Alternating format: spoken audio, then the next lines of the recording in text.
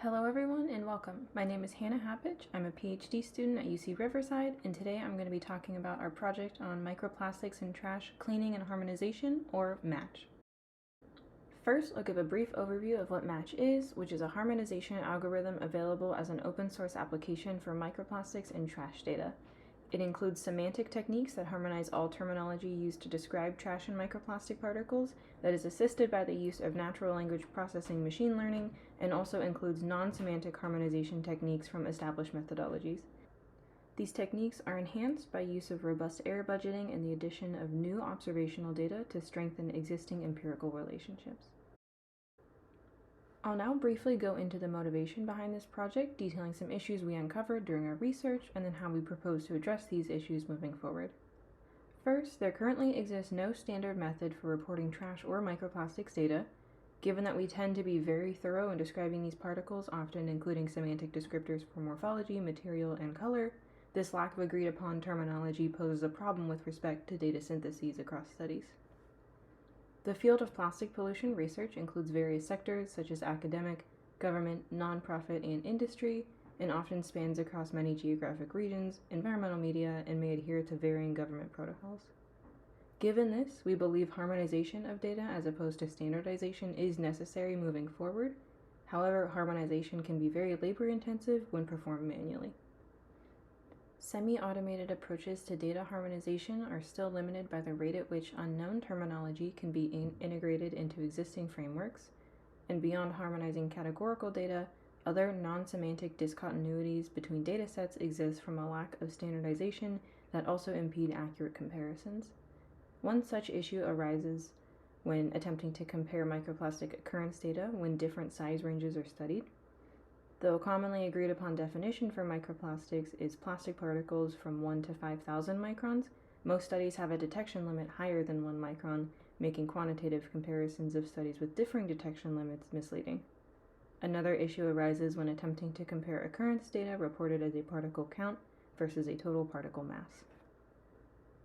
I will now introduce the approaches we took to address the issues outlined in the previous slide. We first developed a relational table database to relate semantic terminology both synonymously and hierarchically. For example, of relating material terms, PE and polyethylene would be synonymous, while low-density polyethylene and high-density polyethylene would be child terms to the parent term of polyethylene in the hierarchy. Additionally, we included a natural language processing model from OpenAI to fully automate our approach by matching all unknown terms to known terms in the relational database. To harmonize studies that report different size ranges of microplastic particles, we utilize established inverse power law relationships with respect to microplastic particle size versus abundance to perform rescaling that converts all studies to a common size range. These relationships can be derived directly from the dataset provided if bins or particle data are provided, or a relationship will be chosen from existing meta-analyses that describe inverse power law relationships for various environmental media. Converting between particle count and mass was done by first using established length width height ratio ranges that describe various microplastic morphologies to obtain a particle volume, then combining this volume with polymer density values to obtain a particle mass.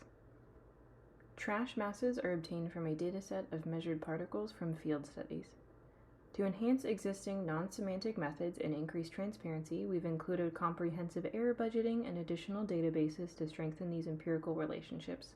Currently, this includes model error associated with the inverse power law relationships, 95% confidence intervals for all calculations related to volume and mass, and the addition of a polymer density database of over 77,000 individual measurements describing 43 unique parent polymer classes. As trash and microplastics data both face similar issues with regard to semantic harmonization and count versus mass-based reporting discrepancies, and since the defined size ranges for micro, meso, and macroplastics vary between groups, we chose to create an algorithm capable of intaking all plastics and debris-related data, regardless of size. Lastly, we've created an open-source Shiny application to allow access to all aspects of this model, which includes optional data sharing. We hope that with the voluntary data sharing allowed by our web tool, we can strengthen existing models and increase accuracy. As a part of our study, we perform various model testing and data synthesis case studies. We found that semantic matching via our chosen natural language processing model accurately matched terms 74 to 94% of the time. We also saw a 43% decrease in the number of terms needed after harmonization. Additionally, we saw strong shifts in semantic proportions before and after non-semantic harmonization. Shown here on the left is a shift in morphological percentage when trash data was reported by particle count, then by total mass. On the right, we can again see shifts in morphological percentages, this time before and after microplastic particle size rescaling was used to convert all studies in a synthesis into a common size range.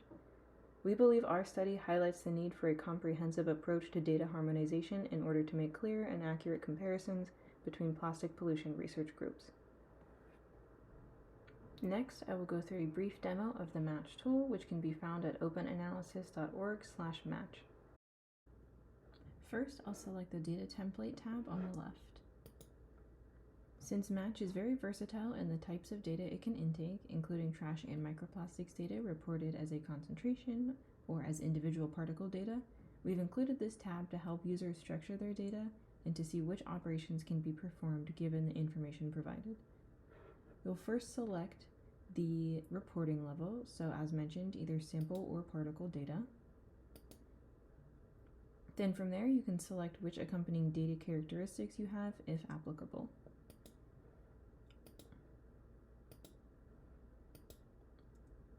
On the upper right, we can see a preview of the data template that's available for download as a CSV or Excel sheet. Lastly, in the lower right, we can see what data cleaning and harmonization can be performed by MaTCH with the provided data. Note that some advanced data characteristic options won't add any additional functionality as far as what can be performed, but will help increase the accuracy and potentially decrease error for resultant values. There are some additional tabs here to explore, including the relational tables used in the algorithm, a query tool where you can input existing data sheets to see how semantic terms used compare to our comprehensive database, and a tab with survey sheets available for download for use in future studies that can be customized to specific study needs. I'll now return to the home page to give an example using the actual MaTCH tool. First, I'll download the test data. You can see here with the drop-down menu, you can select particle or sample test data, but I'll just be using the particle data. If you open this file, you'll see it contains a sample ID, particle length, sample volume, morphology, and material column. I'll drag and drop this file into the file upload here.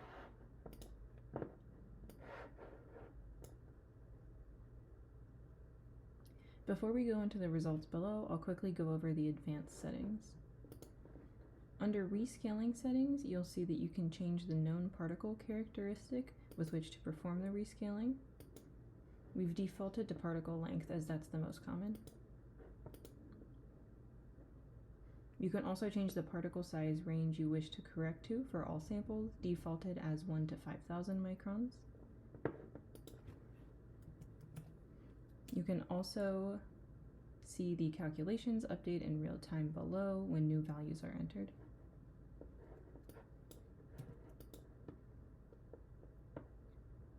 Next, for particle data, an alpha value will be calculated from your own data to fit an inverse power law distribution for rescaling. Here you can adjust the binning technique, and you can also adjust the number of bins with which to fit the equation. Lastly, there's a choice to create a polymer density weighted average. As most microplastic studies do not analyze every single particle under FTIR or some other analytical chemistry method, this option allows you to only report polymer for particles with known values and infers the densities of other particles with unknown polymers by taking a weighted average of known densities. You can use an overall weighted average or subset the weight by morphology, sample, or both.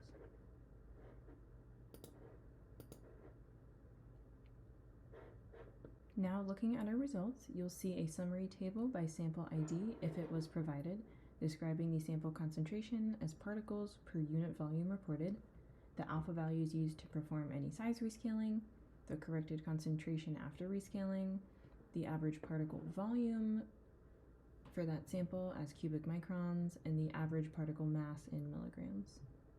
All calculated values have upper and lower error here. Scrolling down, you'll see the full clean data set. I'll also note here that if you include additional columns that aren't necessary for MaTCH, for example, a particle ID column, all columns will be retained in this final data set. Here we can see the raw and harmonized terms used to describe material and morphology, the alpha values, concentration and correction factors, corrected concentration, particle volumes, and particle mass, again, all calculated values having upper and lower error. Moving down to the next row, if any terms were matched via natural language processing rather than a direct match, you'll have the option to override this decision with these drop-down menus with the top 5 matches to choose from.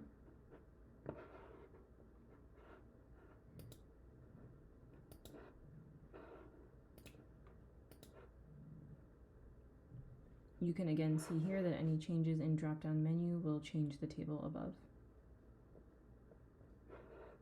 Lastly, you can see summary visualizations of particle, material, and morphology by count. They may take a moment to render as they undergo a hierarchical bootstrapping routine to display possible error, but we illustrate the hierarchical data structure here by using sunburst plots. You can hover over portions of the plots here for more information, and they are also available for download. Lastly, I'd just like to thank all of you for your time today. Apologies I couldn't make it in person, but I would be happy to answer any questions, comments, or concerns you may have. You can connect with me via email, LinkedIn, or you can make suggestions directly on our GitHub page, all of which are linked here and available through the QR code on the screen. I'd also like to give a special thanks to my wonderful mentors, Dr. Wynne Calger at the Moore Institute for Plastic Pollution Research and Dr. Andrew Gray at UC Riverside, as well as all of our funders who made this research possible. Again, thank you for your time and enjoy this year's SoCalSETAC.